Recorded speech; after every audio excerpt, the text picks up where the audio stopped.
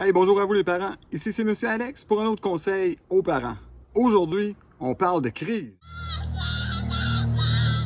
S'il y a un piège que tous les parents sont tombés, sans exception, c'est celui d'acheter la paix. On se donne un exemple. On est au Dollarama avec notre enfant et il veut un cossin. On lui dit non. Et là, la crise éclate. On est capable de maintenir notre non un bout de temps, mais à un moment donné, les cris, les pleurs augmentent, la pression des clients est là, et qu'est-ce qu'on fait? On achète la paix, on achète le fameux cossin. Et on s'en va au plus vite. Que ce soit dans ce genre de situation-là ou non, on a tous un jour acheté la paix pour s'éviter une crise. Vous savez quoi? Ça fonctionne. C'est une recette qui est facile.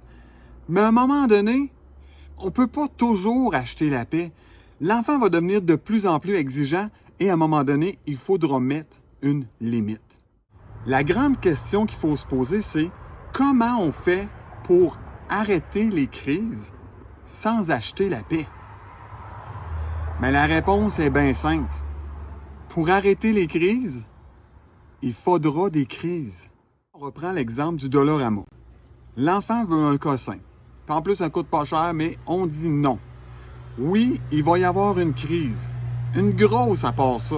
Mais si on maintient notre non et qu'on sort sans rien acheter, oui, vous allez avoir vécu une grosse crise. Ça va durer je ne sais pas combien de temps, mais si vous n'avez rien acheté, ça va être une petite victoire. Et quand on va y retourner, il va y avoir une autre crise, mais possiblement, et fort probablement, qu'elle va être un peu plus courte.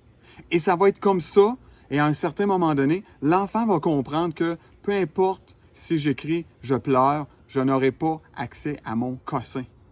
Donc, je vais arrêter de pleurer, ça donne rien. Donc, on retient une chose. Un non doit rester un non. On n'achète plus la paix. Et si jamais vous avez beaucoup acheté la paix, que vous êtes tanné, rappelez-vous que pour arrêter les crises, il faudra des crises. Je vous laisse là-dessus. Je vous dis à la prochaine et surtout, amusez-vous!